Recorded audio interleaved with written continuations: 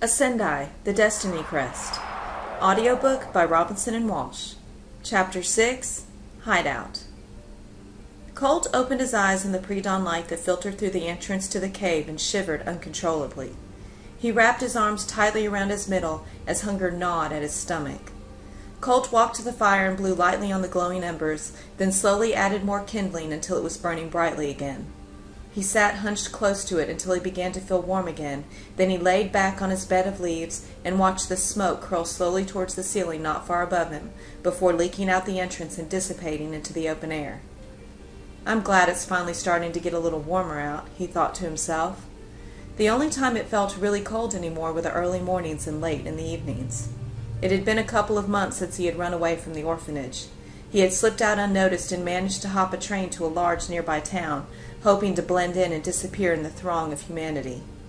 He hadn't expected the massive manhunt that had occurred when he was discovered missing. He had come across the cave by pure luck as he searched the outskirts of the town for a place to hide during the first few days when the search was at its peak. Now spring was overtaking winter, and the world around him was slowly coming back to life. As he lay there, he thought about the first few days after he had left the orphanage, with only his dad's pack and $100 of spending money that he had saved for their family trip. When he had gotten off the train, he had snuck about from alleyway to alleyway, expecting at any moment to be recognized and forced back to the orphanage. He knew he was going to have to find shelter and get some food to eat. He just wasn't quite sure where to start. As he looked around, checking to make sure he hadn't been noticed, he saw a flash of his face on a television screen in the window of a small electronics store. Intrigued, he cautiously looked up and down the street to make sure no one was looking, and then quickly snuck into the seemingly deserted store. Half of the back wall had televisions that were all lit up showing the news. He watched in amazement and disbelief as John came on the screen. "Please be on the lookout for this boy," John said as Colt's picture came on the screen again. "He is 13 years old with light blonde hair and blue eyes. He is pretty tall for his age and has a lean, muscular build. He will also most likely be carrying an old green backpack." Colt looked around and ran out of the store, fearful he would be recognized by someone. Once outside, he frantically removed the pack from his back and then peeled off his coat. He hurriedly put the pack back on and then put his coat on, back over the top, covering it. The slight bump it created behind him was a little bit conspicuous. "It has to be better than having it out in the open," he reasoned. In an attempt to help him go unnoticed, he had worn a toboggan to help cover his hair. Nervous, he took a moment and attempted to pull it down further than usual, trying in vain to completely cover his hair. Even through his panic, he felt amazed that John had cared about him enough to volunteer to lead the search for him. He wanted to stay in the store a little longer, just to hear his voice and see his friendly face, but he knew if he had lingered too long, he'd have been noticed for sure. He was afraid he'd be recognized if he stayed in town for very long, so he made his way out to the woods just on the outer edge of town in search of a place to hide. He had scouted around in the woods for a while, and luck was on his side when he found the cave, and had been living there ever since. Colt stretched and yawned, then grabbed his stomach as it growled again. "I have got to get something to eat." He carefully banked the small fire, then grabbed his pack from off of the cave floor and began crawling, trying to make his way out. As he made it to the exit, he peeked through the evergreen branches he had placed there to make sure that no one was around. He saw that it was clear, then quickly pushed the branches aside and crawled out into the early morning spring sunshine. Before leaving, Colt carefully placed the branches back, covering the cave entrance, and then made sure that the smoke from his small fire wasn't too visible. Then he pulled his coat off and then put it back on over his pack. He had lost a lot of weight, so much that the pack that used to bulge beneath his coat now seemed completely invisible. Life on the street was awful. The money had run out, the food had run out, and it was cold. The first couple of months had been so cold that even with all of his clothes on, he still constantly shivered, and he could never find enough to eat. He would come to town daily to catch up on the news at local shops that sold televisions, and then finish up by searching behind different restaurants for anything edible in their trash cans. His stomach always felt empty. At times he was tempted to turn himself in and go back to the orphanage. Back to warm beds and 3 square meals a day. But he refused to give in, because something inside of him compelled him to return to the mountain. He could see the outline of it off in the distance, but knew from watching the news that the search for him had been concentrated in that area. Everyone assumed that that was where he would go. Every day he would make the nearly 2.5-mile trek into town. The search for him was still ongoing. John wasn't one to give up very easily, but the hunt for Colt had cooled down considerably over the last couple of weeks. Other stories had slowly begun to take precedence over his. He was still cautious when he left his makeshift home, always making sure that his unique hair and pack were always well covered. He was careful to be as inconspicuous as possible whenever he was near town, continually striving to blend in. But he was slowly losing the feeling that every eye was following him wherever he went. He was learning to relax a little. Colt stood still for a moment, enjoying the warmth of the sun on his face, then took a deep breath and started the long trek to town. Later that afternoon, Colt headed back towards the cave. His daily search for food had yielded nothing but half a pack of fries from one of his favorite fast food restaurants. As he walked slowly through a poor neighborhood in town, filled with large apartment buildings, he began to feel weak and a little lightheaded from hunger. He was trudging along, struggling to make it back to the cave, when an unexpected crashing noise startled him. He stopped, then lifted his head only to see food scattered all over the ground in front of him. It's too good to be true. A can of beans was rolling slowly down the sidewalk and came to rest at his feet. Colt looked around, questioning his good fortune, and understanding dawned as he saw the old man struggling down the stairs of one of the buildings. The man's hair was all gone except for some wisps of white that floated around his head, and his skin was wrinkly and covered with age spots. He looked very thin and frail, and his back was bent in a perpetual stoop.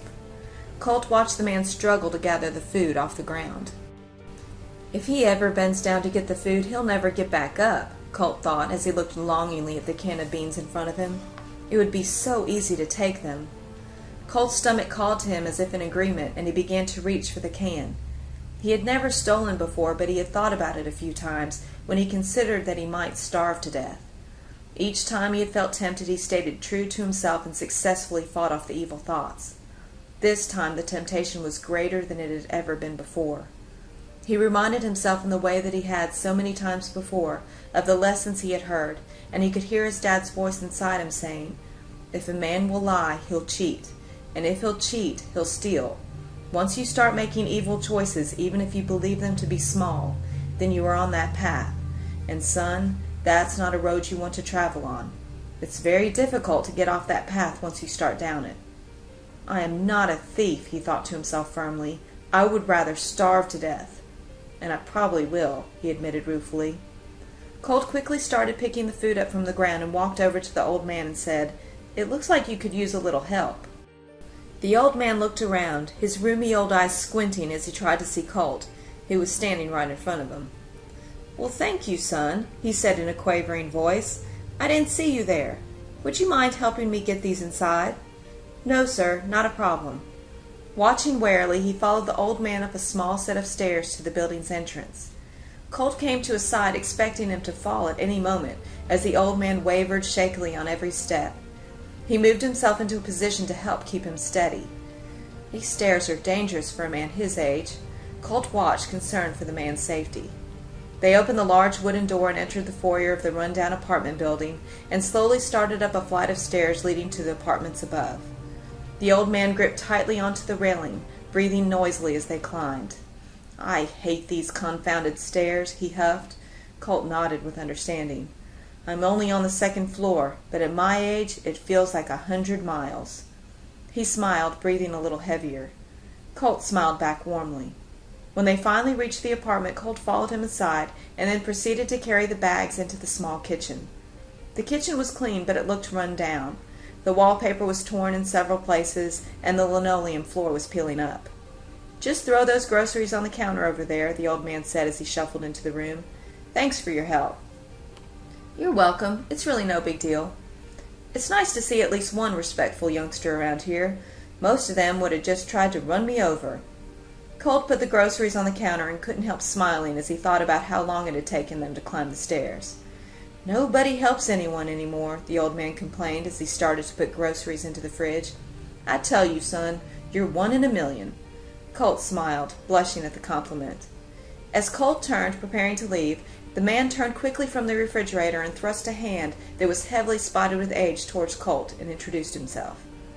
"By the way, I'm Maurice." "It's nice to meet you, sir," he answered, hoping the old man wouldn't notice the omission of his name. It's nice to meet you, too.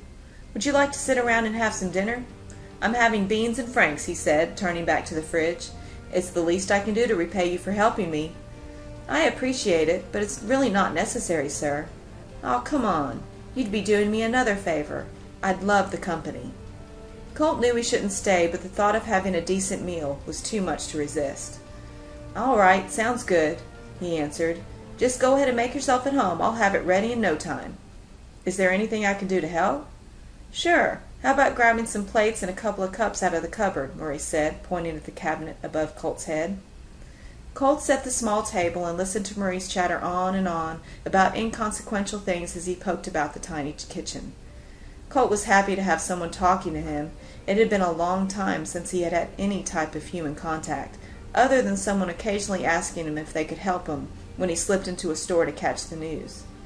A few minutes later, they both sat down to the simple meal. Colt forced himself to eat slowly, savoring every bite. He didn't know how long it would be before he would have another warm meal, or even another meal at all for that matter. He finally sat back regretfully, knowing his stomach couldn't handle any more. For the first time in months he was full, and his stomach was quiet. It sure is nice to have some company, Maurice said. My wife Emma died almost 2 years ago from cancer. I haven't really had anyone around since then. I'm sorry to hear that, Colt said sympathetically. He knew firsthand how much losing people could hurt. If you don't have anything else to do tomorrow, would you like to come back and visit again? Colt had a look on his face that made Maurice feel that he was considering his offer. Or if you don't feel like visiting, you could come over and help me do some odd jobs around the house. I'd be willing to pay you, of course, he said quickly. Colt hesitated.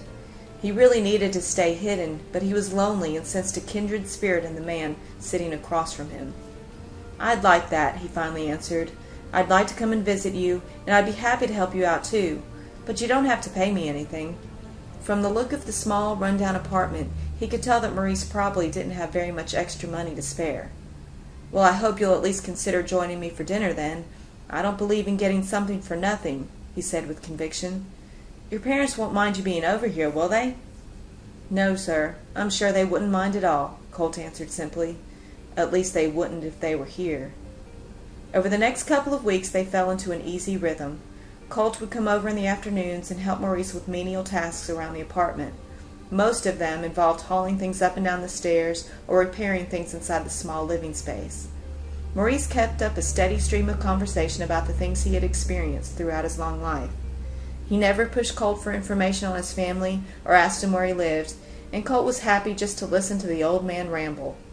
He would always stay for dinner, and soon he started to put some weight back on and felt some of his old energy coming back. After dinner, he and Maurice would go into the small living room just off the kitchen and watch the news before it was time to go, usually with leftovers wrapped up for the next morning. Colt started feeling safe for the first time since he had left the orphanage. Their routine was ongoing until one night, while watching the news, Colt's face appeared on the screen as the newscaster announced that no news had still been discovered about the missing boy. Colt sat very still, hoping that Maurice wouldn't recognize him as the boy in the picture. He knew from the mirror over the sink in Maurice's tiny bathroom that he had changed quite a bit from the boy in that picture. His face had become more angled, his features standing out more sharply as all the baby fat he had left had melted away in the harsh conditions he had lived through being homeless. He had grown and his pants were uncomfortably short. His hair was the same light blonde and his eyes were still a brilliant blue, but the challenges he had faced in his life had begun to leach the innocence from them. Maurice, not taking his eyes off the television, said, "I've known who you were for a little while now. Just because I'm old doesn't mean I'm senile. You don't need to worry about me. I'll keep your secret safe. I would like to know why you ran away, though, if you wouldn't mind telling me." Colt sat, barely breathing, as he absorbed the fact that he had been found out, then took a deep breath and looked over at Maurice. "I can't go back," he said despairingly. "I understand that my family is probably dead, but I can't go back until I at least try to look for them." Maurice looked over at him. "I understand. I followed your story ever since the avalanche, but I didn't know that you were the boy in the story until several days ago. You not being able to wash your hair really made a difference in your appearance." Colt blushed, knowing he had opportunities through the last several months, and he knew he needed a haircut badly. You had lost quite a bit of weight and grown some since the pictures they'd run on the TV. You look a little more like you now that you have filled out a bit. You giving me some decent meals helped a lot with that. They both laughed, agreeing. You know, son, I know how you feel. It's never easy to let go of the people you love, he said, as he glanced at the picture of his wife sitting on the table next to his armchair. You need to live your life with no regrets, and if you feel like you need to look for your family, then that's exactly what you need to do. I think you're a great kid, and I like knowing that you're safe. I would have told you that I knew about you sooner, but I was afraid you might run off. Until you decide what to do next, I would like for you to consider staying here with me. I'd like that, Colt said softly, if it's not too much trouble. You're no trouble at all, Maurice said quickly. You've given me the feeling of family for the first time since my Emma died. I've loved having you here. But there is one thing we have to take care of if you're going to stay here. Colt stared at him, panicked again, as Maurice looked at him firmly and said, We are going to get you cleaned up tonight, so go hop in the shower. They both laughed. And tomorrow it's a trip to my barber. It's a deal, Colt said as he raced toward the shower, enthusiastic about finally getting to clean up properly, and even more excited about his and Maurice's new arrangement. Time flew by quickly as Colt settled into Maurice's apartment, and before he knew it, spring had given way to summer, then fall. It was 1 week until Christmas, when one evening as they were watching the news, Colt received the news that he had hoped he'd never get. His mother's remains had been found by an old mountain man named Sid Bear, who had been living on the mountain for years.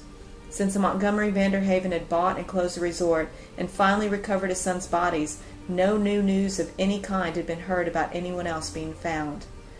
Colt felt like he'd been run over by a truck, his deepest fear confirmed. He struggled to breathe as the pain of his loss coursed through his body. He hunched over and covered his face with his hands, barely registering the fact that Maurice had called his name sharply and then had come to sit next to him on the sofa, then put his arm around his shoulders. After a while he heard Maurice mumbling, "It'll be okay," over and over as he patted him on the back. It hurt so much. He couldn't stop shaking his head no as he stared at the floor, his mother's face foremost in his mind. Why does it hurt so much, Maurice? I've had months without her, but it feels like it just happened. I don't know, son, Maurice said. I watched my Emma fading away and I knew what was going to happen, but it still hit me like a ton of bricks when she died. I just think every time you love someone, you give them a piece of your heart, and when they die, they just take that piece with them. I figure you have a lot of pieces missing right now, and it really hurts. Don't worry. With time, your heart starts to heal. Is that how it was with you and your wife? Speaking softly, his eyes filled with tears. Well, I gave all of my heart to Emma, Maurice said as he looked lovingly at her picture. I honestly don't think I will ever fully get over that empty feeling, but I promise it does get easier. Then they both sat silently, united in the pain they shared, but lost in the thoughts of the loved ones they each missed. Colt looked up at Maurice a while later and said, Thanks for everything. No problem, and then he patted him on the shoulder. You should probably get ready for bed. A good night's sleep is probably just what you need. Okay, thanks, Maurice. Good night. Good night, son. If you need to talk, you know where I am. Then Maurice got up and headed off to bed. After Maurice left the room, Colt stretched out on the couch, and thoughts of his mother ran through his mind. Her smile, the kisses she used to give him on his head, the lessons she taught, and the meals she cooked. If Mom and Dad didn't survive, then I guess Sandy and Candy didn't either, he thought morosely. Then after tossing and turning for a while, he finally managed to fall asleep. As Colt slept, he began to dream. He was floating above the mountain where his parents were killed. It was peaceful on the mountain, and it looked like it had before the avalanche had hit. He was enjoying the view when he heard a voice repeating over and over, You must return to the mountain. You must return to the mountain. Confused, he yelled out, Who are you? The voice continued repeating itself, You must return to the mountain. All of a sudden he started to fall rapidly toward the snow-covered mountainside. Ah! Colt screamed as he plummeted rapidly towards the ground. The end was coming quick, and it felt real. Then right before impact he felt peace for a moment when he heard a wolf howl. The song of the wolf faded away, and his fear returned. Just before impact with the ground he jolted awake. His heart was racing, and his forehead was dripping wet with sweat.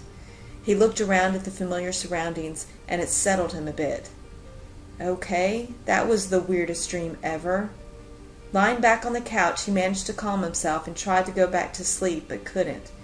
He spent the night analyzing his dream, and the more he thought about it, the desire to return to the mountain grew stronger. Maybe the voice in my dream is calling me to the mountain because my sisters are alive, and they need my help. He was still awake when Maurice came in the room and asked if he was ready for breakfast. After breakfast, Colt told Maurice that he had to leave. Maurice debated with him for over an hour as he fruitlessly tried to talk him out of leaving, until finally he realized that it was no use. Colt's mind was made up. "Well, if you have to go, I'm going to at least make sure you get there," he said firmly. He called the bus station for Colt and found a route that would take him all the way to the small town at the bottom of the mountain. Then he took Colt to the store and got him some food, warm clothes, and then he restocked his survival kit. The next day, Maurice drove him to the bus station, trying to talk him out of going all the way there. "I'm sorry, Maurice, I've got to go. I need to do this," Colt said, hoping he would understand. Maurice sighed in frustration. "I know, Colt. You're like family to me now, and I hate you going off alone." "You've been a great friend. I'll be okay," Colt said. "As soon as I can, I'll call and let you know how I'm doing." "You'd better," Maurice said as he glared in mock anger at Colt. "I want to know that you're safe." When they arrived at the bus station, Colt strapped his pack on, and then he covered it with the army green coat that Maurice had picked up for him. Colt had protested at the money Maurice had spent on him, but the old man would not be dissuaded. Colt turned towards Maurice and felt a lump in his throat as he thought of the friend he was leaving and the semblance of peace he had found with the old man. "Thank you so much for everything," he said fervently. "I told you. You've been the only family I've had for a very long time," he said gruffly. "Here, take this," he said, pressing a wad of bills into Colt's hand. "I can't take any more of your money," Colt protested, trying to hand the money back. "There's $300 there. Don't spend it crazy and it should last you for a while," the old man answered, refusing to take the money back. "If you need any more, just give me a call. I won't have my family going hungry. I put my number on a piece of paper in your pack." "Thank you, Maurice," Colt said again. "I'll never forget you." "Just keep yourself safe," Maurice answered. "Now get going. You don't want the bus to leave without you. Come back and see me sometime if you can." "I'll try my best." Colt slowly climbed onto the bus, feeling sad, but strangely exhilarated as he realized he was finally going to reach the destination that he had started towards nearly a year ago. He sat by the window and waved goodbye to Maurice.